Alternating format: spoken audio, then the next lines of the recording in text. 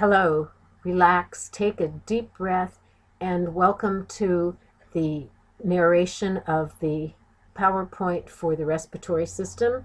This is Alice Shapiro, your instructor for HIT 154, and here we go. Again, this is an overview of some of the highlights of this section, so feel free to review, and this PowerPoint will be available to you both narrated and non-narrated.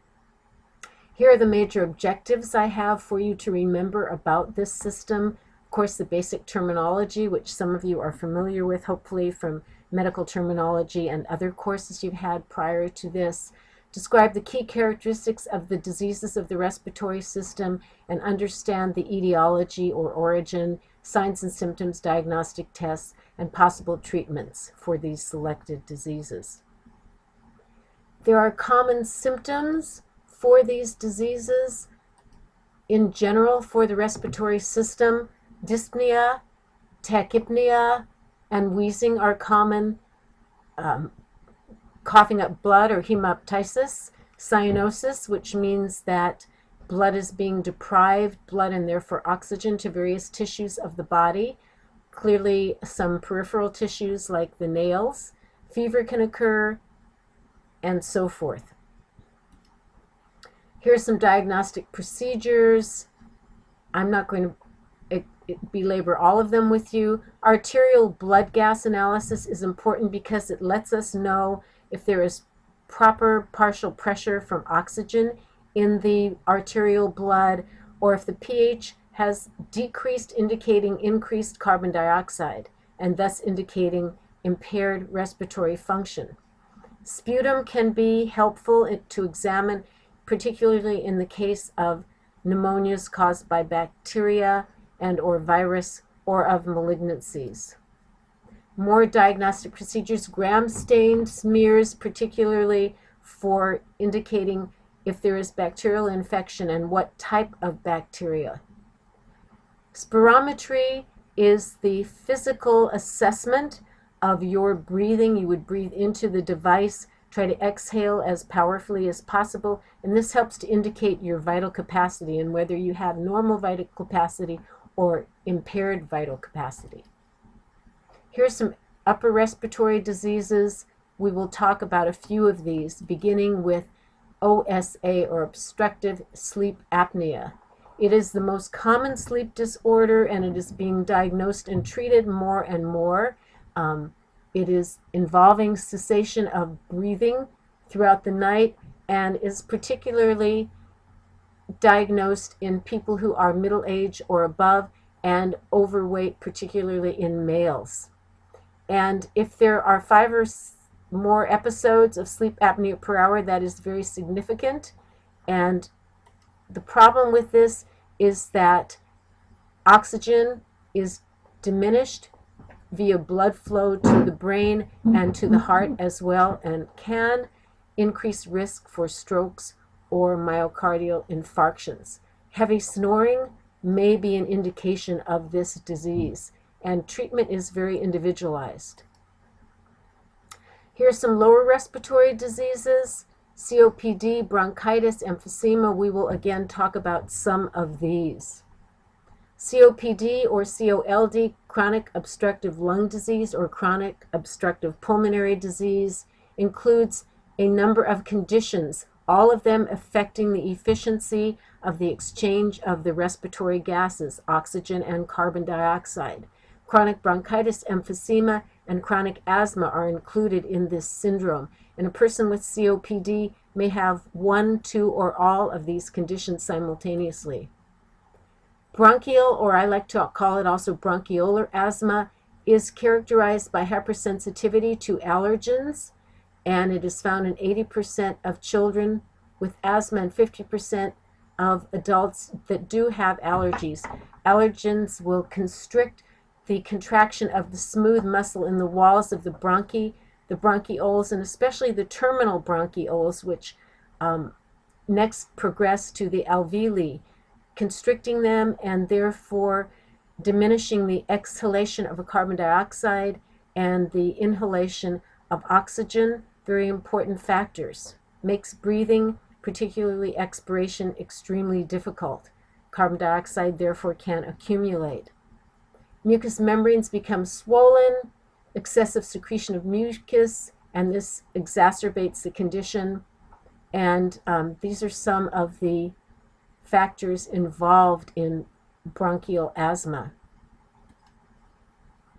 There is no cure, and particular allergens and pollution in our environment are definitely risk factors for asthma. Unfortunately, asthma, particularly childhood asthma, is on the rise, and much of it is attributed to air pollution. And we will discuss more of that, and we have discussed that if you go back and review the sections on the environment and disease. Very many environmental factors involved in asthma, particularly, as I said, childhood asthma, but adult asthma as well. Here is a normal bronchiole, nice and open, versus a bronchiole that is constricted and asthma attack. Here's an illustration of some of the constriction, and mucus can build up because of the irritation and constriction of that bronchiole, exacerbating the condition. Here are some treatments. Bronchodilators are involved, antihistamines. They do carry risks of side effects. Here is more. There is a form of asthma attack called status asthmaticus, in which the person fails to respond to usual treatment. A tracheotomy may be required. Notice that asthma kills at least 15 people daily in the United States. The disease is increasing across the country, and as I said, environmental factors are particularly involved. Pollutants, including some pesticides, including dust, including coal dust, and so forth. Smog, other air pollution.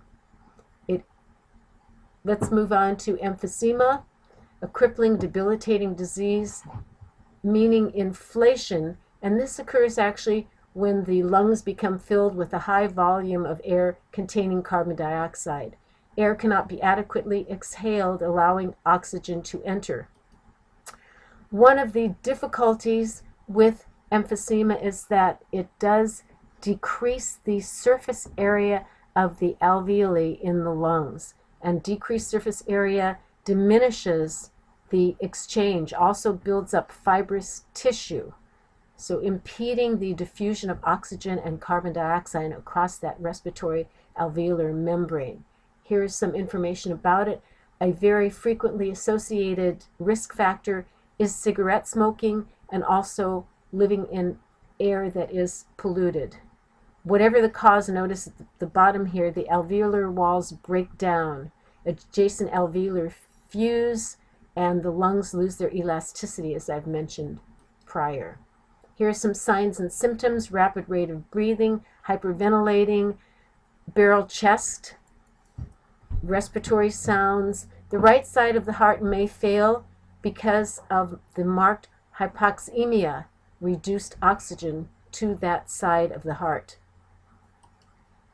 So take a look. It can last for many years and finally could even lead to death, greatly impaired oxygen and carbon dioxide exchange. All right, early detection and so forth. This tells you what the signs and symptoms are. Spirometry would be used. X-rays do not show emphysema in its early stages. By the time you can see the lesions, the person's disease has progressed quite far. All right, again, treatment involves the elimination of the source of irritation. If a person smokes, they will be told to stop smoking, to avoid polluted air. That means moving, perhaps. Medications can clear mucus. Physical therapy can sometimes help in helping the individual to use other muscles of the abdominal wall and so forth to help facilitate respiration to some degree. Cystic fibrosis is a disease of the exocrine glands. It is a hereditary disease transmitted through a recessive gene.